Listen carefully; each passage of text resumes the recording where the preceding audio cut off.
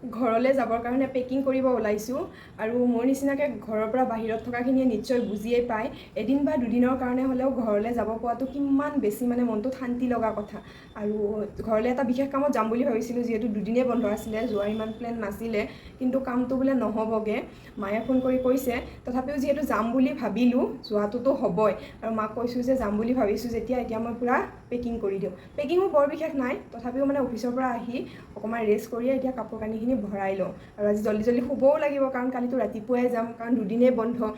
কালি আকৌ দিনটো গুচি গ'লে থাকিবই নাপাম ঘৰত সেইকাৰণে ৰাতিপুৱা সোনকালে যাম আৰু গৈ কি কৰোঁ আপোনালোকক দেখাম কাম কৰাৰ আগতে টিভিত গানটো লগাই ল'লে বা মোবাইলত গানটো লগাই ল'লেহে মোৰ শান্তি লাগে মানে গান শুনি শুনি কাম কৰি ভাল পাওঁ আৰু এইফালে এয়া ভাতো বনাই আছোঁ মাজতে কালি অনা মাছে